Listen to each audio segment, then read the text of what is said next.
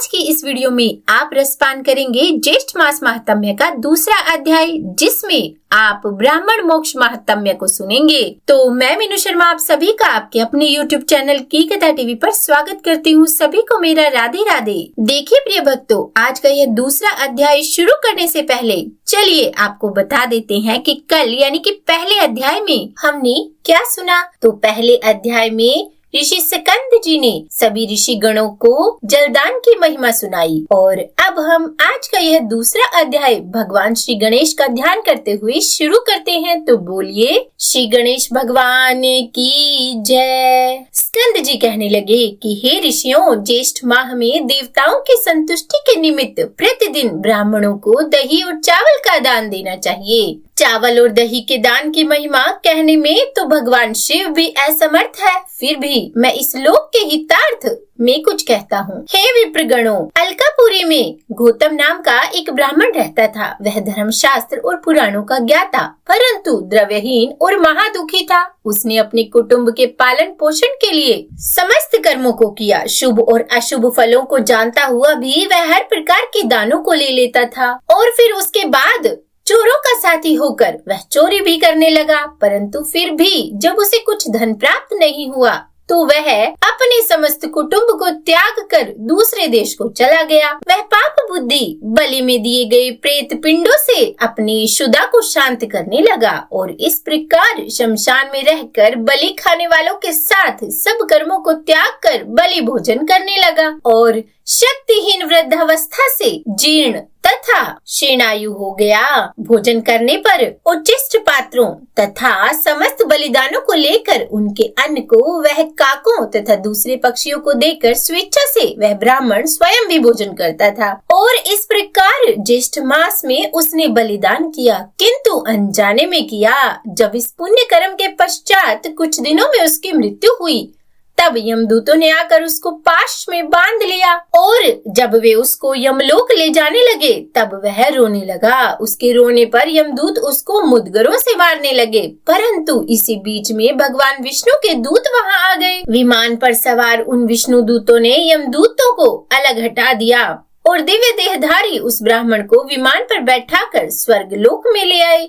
यमदूत उस ब्राह्मण का सब वृत्तांत कहने के लिए यमराज के पास गए और कहने लगे कि हे प्रभु, जब हम उस ब्राह्मण को लेने के लिए उसके समीप गए तब वहाँ विष्णु गणों ने आकर हमको खूब मारा, क्योंकि वे लोग स्वामी से युक्त है और हम नाथहीन। अब हम लोग क्या करें? आज से आपकी सेवा हम नहीं करेंगे, दूसरे व्यापक स्वामी के पास हम जाते हैं। तब दूतों के ऐसे वचनों को सुनकर यमराज अत्यंत क्षुब्ध हुआ और शीघ्र भैंसे पर सवार होकर दंडधारी यमराज ने क्षण मात्र में वहां स्वर्गलोक में पहुंचकर विष्णु दूतों के सामने ही उसको प्रताड़ित किया। यह सब देखकर विष्णु दूत विमान छोड़कर भाग गए और उन्होंने रमापति भगवान विष्णु के पास जाकर उन्हें सब वृत्तांत कह सुनाया। सब वृत्तांत को सुनकर भगवान विष्णु क्रोध से रक्तवर्ण हो गए और गरुड़ पर सवार होकर यमलोक को गए। वहां उन्होंने इंद्र आदि सभी देवताओं को साथ लेकर यमराज से युद्ध किया। तब देवता लोग तो यमदंड से अत्यंत पीटे जाने पर दसों दिशाओं में भाग गए। उस समय भगवान विष्णु ने क्रोध होकर चक्र से यमराज का वध कर दिया। तब देवताओं ने ब्रह्मा जी को आगे कर भगवान विष्णु की स्तुति की और उस स्तुति से प्रसन्न होकर भगवान विष्णु ने यमराज को जीवित कर दिया। धर्मराज ने भी उस दिन भगवान विष्णु को प्रणाम करके उनसे कहा कि हे भगवान, मेरे अपराधों को क्षमा करे और उसके पश्चात ब्रह्मादि सभी देवता अपने अपने स्थान को चले गए। तब अज्ञानवश उस ब्राह्मण ने दही और चावल का जो दान दिया था, भगवान ने उसके प्रभाव का वर्णन किया। यह अज्ञातवश ज्येष्ठ मास में दही और चावल के दान का फल है। यदि जानकर श्रद्धा से दान किया जाए तो उसका तो कहना ही क्या। अतः प्रत्येक उपाय से ज्येष्ठ माह में द्विज जातियों को प्रतिदिन दही और चावल का दान करना चाहिए तथा प्रतिदिन ब्राह्मणों के पैर धोकर सुगंधित चंदन से उनका पूजन करना चाहिए और सुगंधित पुष्पमाला और विविध प्रकार के नैवेद्य से उनका सत्कार करना चाहिए और स्वयं उन्हें पंखे से हवा करनी चाहिए। हे ब्राह्मणों, इस प्रकार जो ज्येष्ठ मास में स्नान दान और पूजन आदि करते हैं वे लोग परम गति को प्राप्त होते हैं। तो बोलिए विष्णु भगवान की जय, सूर्य नारायण भगवान की जय। यह था आज का ज्येष्ठ मास महात्म्य का दूसरा अध्याय। अब इसके आगे का वृत्तांत हम कल आने वाले तीसरे अध्याय में सुनेंगे। और चलिए अब सुनाते हैं आपको सूर्य चालीसा। श्री रवि हरत हो घोरतम, अगणित किरण पसारी, वंदन करु तब चरणन में, अर्ध देव जलधारी, सकल सृष्टि के स्वामी हो, सचराचर के नाथ, निस्दिन होत तुमसे ही होवत संध्या प्रभात। जय भगवान सूर्य तमहारी, जय खगेश दिनकर शुभकारी, तुम हो सृष्टि के नेत्र स्वरूपा, त्रिगुण धारी त्रैवेद स्वरूपा, तुम ही कर्ता पालक संहारक, भुवन चतुर्दश के संचालक, सुंदर बदन चतुर्भुजधारी, रश्मि रथि तुम गगन विहारी, चक्र शंख अरुश्वेत कमल धर, वर मुद्रा सोहत चोटे कर, शीश मुकुट कुंडल गलमाला, चारु तिलक तब भाल विशाला, सप्त अश्वरथ अति द्रुतगामी, अरुण सारथी गति अविरामी, रक्त वर्ण आभूषण धारक, अति प्रिय तोहे लाल पदारथ, सर्वात्मा कहे तुम्हें ऋग्वेदा, मित्र कहे तुमको सब वेदा,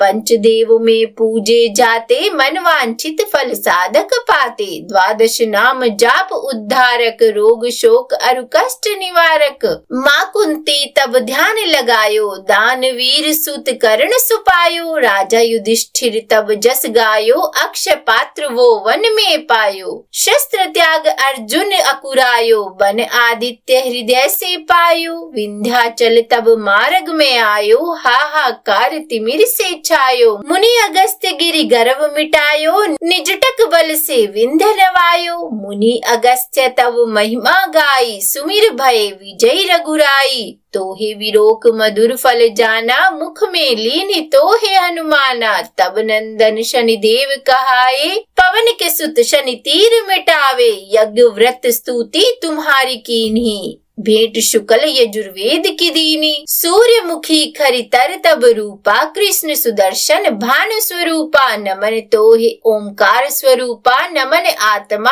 अरुकाल स्वरूपा, दिग दिगंत तब तेज प्रकाशे, उज्ज्वल रूप तुम्ही आकाशे, दश दिग्पाल करत तब सुमिरन, अंजलि नित्य करत है अर्पण, त्रिविध ताप हरता तुम भगवन, ज्ञान ज्योति करता तुम भगवन, सफल बनावे तब आराधन, गायत्री जप सरल है साधन, संध्या त्रिकाल करत जो कोई, पावे कृपा सदा तब वो ही, चित्त शांति सूर्याष्टक देवे, व्याधि अपाधि सब हर लेवे, अष्ट दल कमल यंत्र शुभकारी, पूजा उपासना तब सुखकारी, माघ मास शुद्ध सप्तमी पावन, आरंभ हो तब शुभ व्रत पालन, भानु सप्तमी मंगलकारी, भक्ति दायिनी दोषण हारी, रविवासर जो तुमको ध्यावे, पुत्रादिक सुख वैभव पावे, पाप रूपी पर्वत के विनाशी, वज्र रूप तुम हो अविनाशी, राहुआन तब ग्रास बनावे, ग्रहण सूर्य तो को लग जावे, धर्म दान तब करते हैं साधक, मिटत राहु तब पीड़ा बाधक, सूर्य देव तब कृपा कीजे, दीर्घ आयु बल बुद्धि दीजे, सूर्य उपासना कर नित ध्यावे, कष्ट रोग से मुक्ति पावे, दक्षिण दिशा तोरी गति जावे, दक्षिणायन वो ही कहलावे, उत्तर मार्ग तोर रथ होवे, उत्तरायण तब वो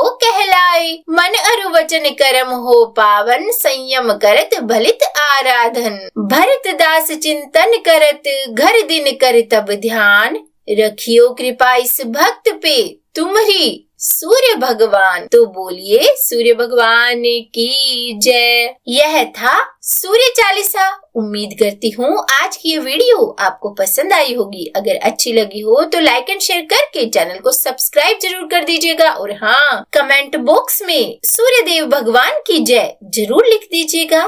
तो बोलिए जय सूर्य देव।